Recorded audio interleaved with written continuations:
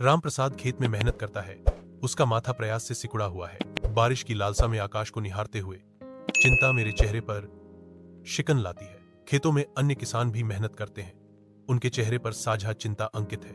रामप्रसाद मंदिर में देवता के सामने खड़ा है। रामप्रसाद की आवाज भावनाओं से कांपती है जब वह प्रार्थना करते हैं, हे प्रभु, अगर आप मुझे एक दिन के लिए दुनिया चलाने का अधिकार दे दो, मैं बता सकता हूं कि एक किसान का दर्द क्या होता है।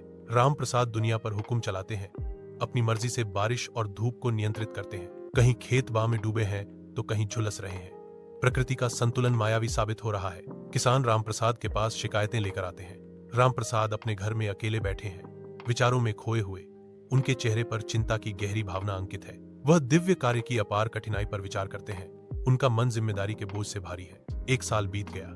रामप्रसाद मूर्ति के सामने गंभीर रूप से खड़े होकर क्षमा मांगते हैं। मुझे माफ कर दीजिए प्रभु, मैं समझ गया कि आपका फैसला ही सही था।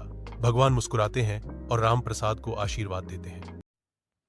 रामप्रसाद ऊंचा खड़ा है, चमकते सूरज के नीचे अपने क्षेत्र की निगरानी कर रहा है। रामप्रसाद का एक सूक्ष्म इशारा प्रकृति को ही आदेश देता है, क्योंकि एक हल्की हवा फसलों पर बहती है। रामप्रसाद चार्ट और गणनाओं से घिरे हुए बैठे हैं और पूरी तरह से अपने काम पर ध्यान केंद्रित कर रहे हैं। वह एक जटिल उपकरण पर डायल समायोजित करता है, पास की स्क्रीन पर दिखाए गए मौसम के पैटर्न को सावधानी पूर्वक नियंत्रित करता है। संतोष के साथ रामप्रसाद कहते हैं, उत्तम, कोई तूफान नहीं, कोई सूखा नहीं, बस हर चीज की सही मात्रा।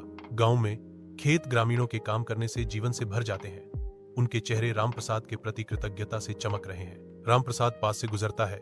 ग्रामीण सम्मानपूर्वक सिर झुकाकर उसका अभिवादन करते हैं, उसके आदेश को स्वीकार करते हैं। खेत दूर तक फैले हुए हैं, जो साफ आसमान के नीचे एक जीवंत हरे रंग में है।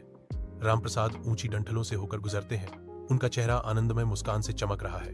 वह रुकता है, खेतों की ओर देखता है और घोषणा करता है, इस बार हम सारे रिकॉर्ड तोड़ देंगे।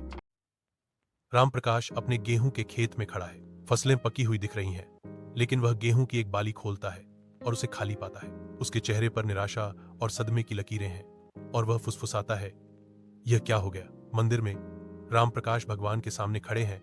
उनके चेहरे पर आंसू बह रहे हैं। रामप्रकाश सिसकते हैं, उनकी आवाज निराशा से कांप रही है। भगवान, मैंने क्या गलती की? वह विनती करता है, उसकी आवाज पीड़ा से बढ़ती हुई।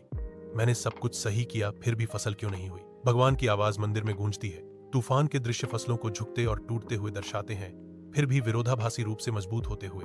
भगवान कहते हैं, रामप्रकाश, तुमने सब कुछ दिया, लेकिन संघर्ष नहीं दिया। बिना आंधी, बिजली, तूफान के बीज मजबूत नहीं बनता। भगवान गंभीरता से कहते हैं, मुश्किलें ही फसल को ताकत देती हैं। रामप्रसाद मंदिर में बैठे हैं। उनका चेहरा संकट और निराशा का कैनवास बना हुआ है। पीड़ित रामप्रसाद चिल्लाता है, भगवान, मैं दुख पा रहा हूं। रामप्रसाद देवता के चरणों में दंडवत प्रणाम करते हैं। हालांकि उनकी आंखों में आंसू भरे हैं, फिर भी एक शांत सुकून उन पर छा जाता है। गहरे एहसास के एक क्षण में रामप्रसाद फुसफुसाते हैं, अब समझ आया, संघर्ष ही जीवन का असली गुरु है। रामप्रसाद गांव से होकर गुजरता है। अब उसे उन परेशानियों से कोई फर्क नहीं पड़ता जो वह देखता है। उसके चेहरे पर एक मुस्कान है, यह जानते हुए कि संघर्ष शक्ति को मजबूत करता है। किसान का खेत में रामप्रसाद तूफान के बीच अथक परिश्रम करते हैं। बिजली और बारिश का टकराव जीवन के संघर्षों को दर्शाता है, जो लचीलापन पैदा करता है।